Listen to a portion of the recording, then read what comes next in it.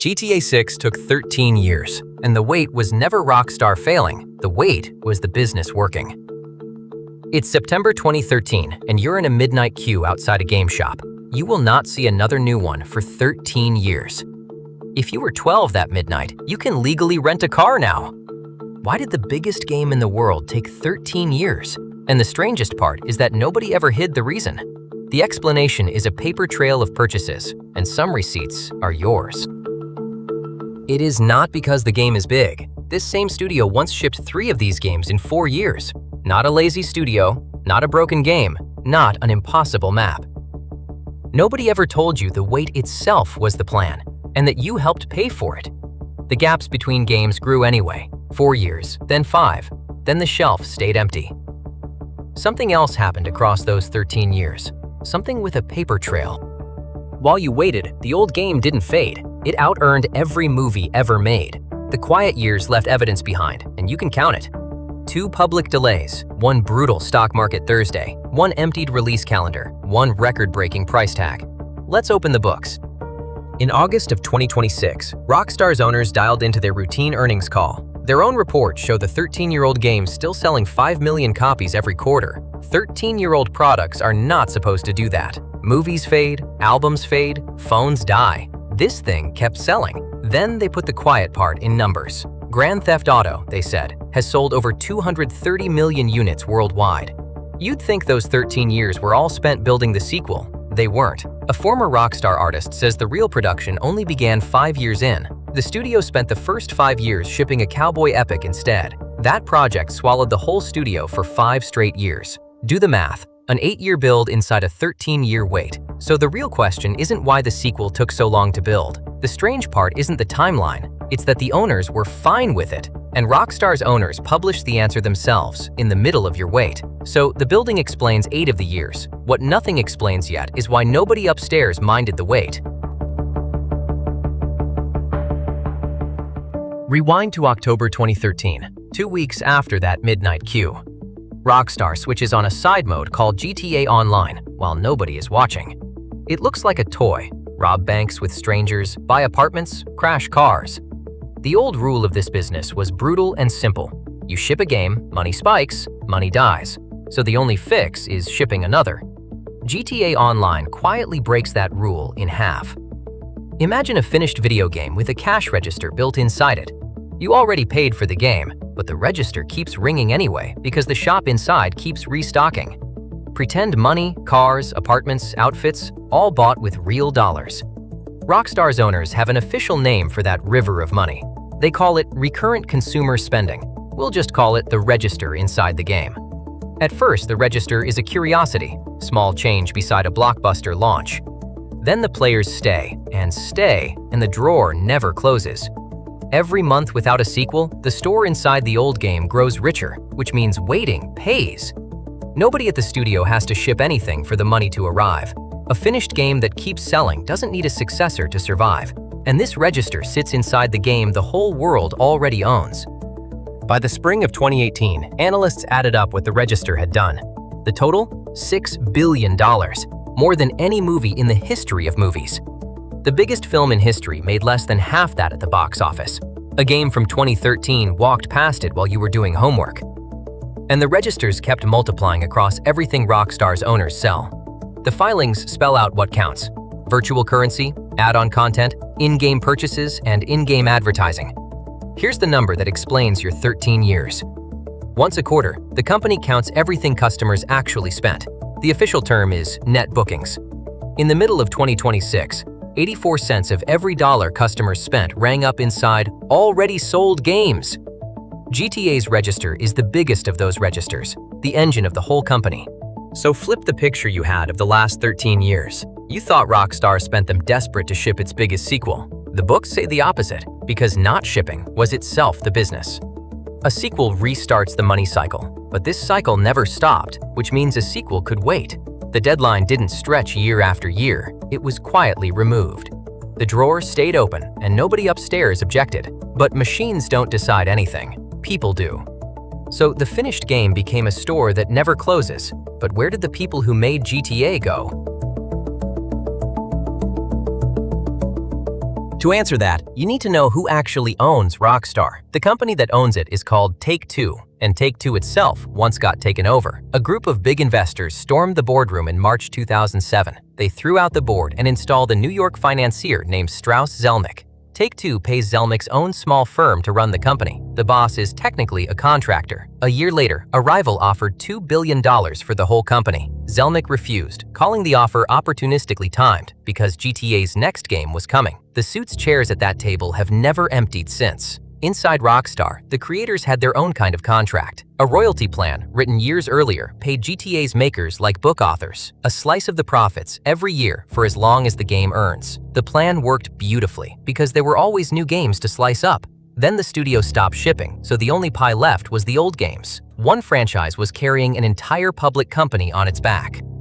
In GTA 5's end credits, one name sits last: Leslie Benzies. In games, that position means one thing: this person ran production. Benzies was the producer whose deadlines kept forcing GTA after GTA out the door. 11 months after the biggest launch in entertainment, he signed a strange document, a sabbatical agreement dated August 2014, an opportunity to refocus those energies away from the company and to yourself. He never shipped another Grand Theft Auto. His lawsuit later described what happened next. That December, he says, the committee that divides the slices denied him his share. In April 2015, he says, he came back and was turned away at the door. A termination notice followed him out of the building.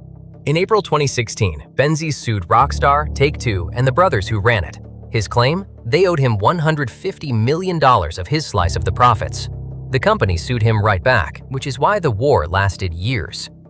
The war between GTA's makers ran for almost 3 years. In February 2019, it ended the quietest way possible, a confidential settlement. Terms sealed, each side paying its own lawyers, nobody admitting anything. The fight was never about shipping faster, because the treasure was what not shipping earned. The man who ran the assembly line was gone, and the machine ran on without him. So GTA's producer fought the owners over the profits of not shipping, and he wasn't the last one out. The second exit began with a boast. October 2018. Rockstar is finishing that cowboy epic, 5 years in the making. The writer of it all, Rockstar co-founder Dan Houser, gives a magazine interview. He mentions the team just worked 100-hour weeks. The industry has a word for the months before a release when overtime stops being optional: crunch. Nights and weekends, for months, the overtime months. A games reporter starts calling Rockstar workers. 77 of them answer. They describe 55 to 80-hour weeks with salaried staff paid nothing extra. 6 of them, independently, use the same phrase: a culture of fear. Houser walks the boast back. 3 weeks, he says, 1 writing team. But the sentence detonates first. So when the cowboy epic ships days later, its studio is a scandal. And here is the twist nobody expected. Rockstar actually changed. By 2020, overtime at the testing studio is optional at time and a half. Contractors become full-time staff with real salaries. Managers who fed the old culture are removed. One former developer summed up the old religion perfectly. The culture was very much centered on the idea that if you aren't doing overtime, you aren't working hard. Because every previous Rockstar miracle had shipped on exactly those unpaid hours, take that March away, and as a result, the same miracle needs more calendar. Part of your 13 years is the studio becoming a normal employer. Dan Houser takes an extended break in the spring of 2019. The writer never really comes back from it. In February 2020, the goodbye arrives in the strangest format imaginable. Some company news is so important to investors that the law makes you tell the government. That's what a securities filing is, a legal notice to investors. Dan Houser's resignation was filed like a tax form, 7 words of corporate farewell. We are extremely grateful for his contributions. 22 years, every modern GTA, both cowboy epics, and that was the send-off. Because by then, the writer of GTA was market-moving information. His brother Sam Houser, Rockstar's president, stays, the last of the 3 inside. The producer had left through a lawsuit, the writer left through a filing.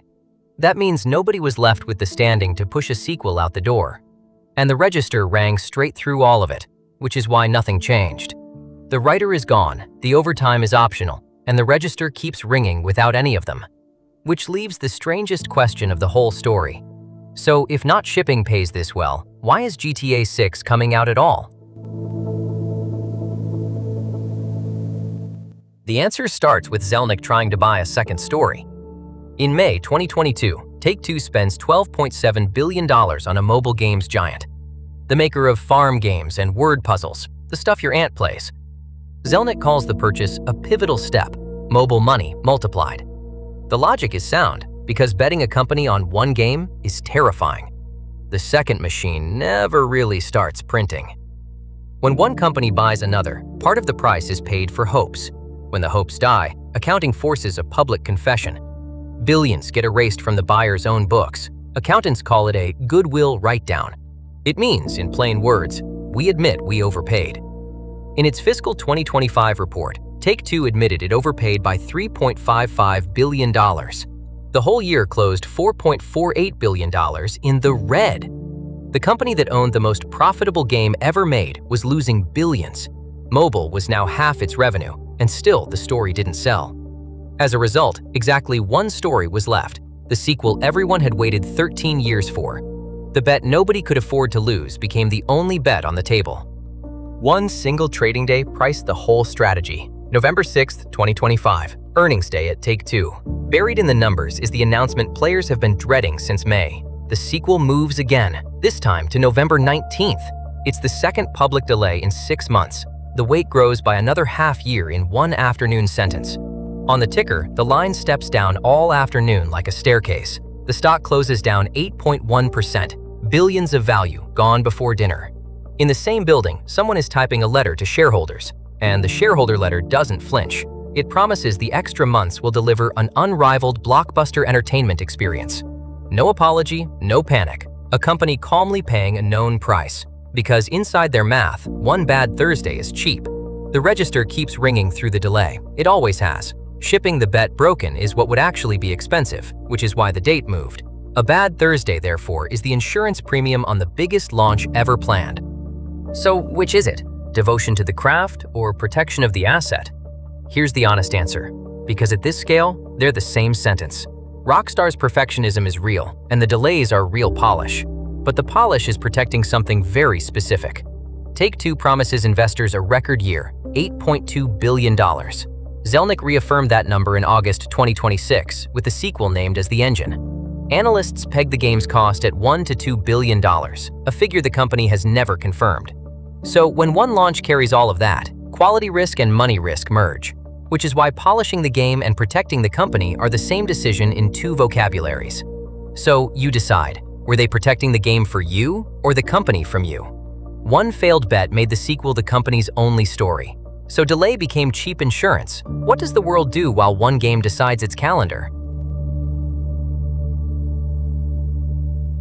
Here's what the rest of the industry did with that date. A racing franchise that has launched in autumn for years suddenly moves to May. A long-awaited rival lands in March, far from the blast radius. Giant sequels simply go dark rather than name a date near November. And the most telling move comes from inside the family. Take-Two schedules its own basketball game for September, out of the sequel's way. A company dodging its own product tells you everything, because nobody flees a small wave.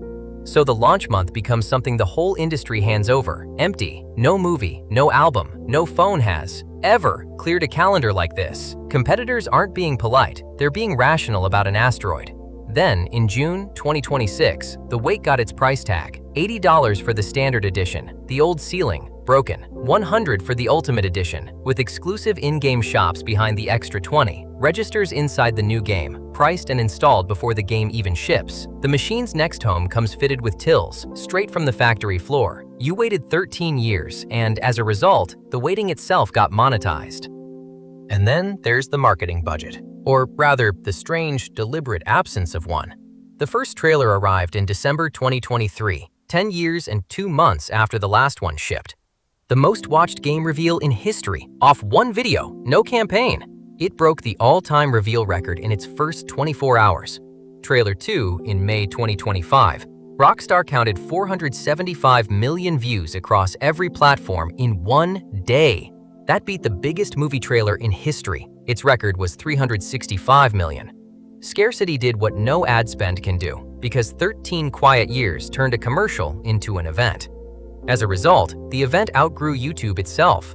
For the gameplay reveal, Rockstar booked an actual premiere on Netflix, August 27, 2026. Netflix first, 6 hours exclusive. Rockstar's own channel gets it after. A streaming giant, hosting another company's advertisement like a film premiere.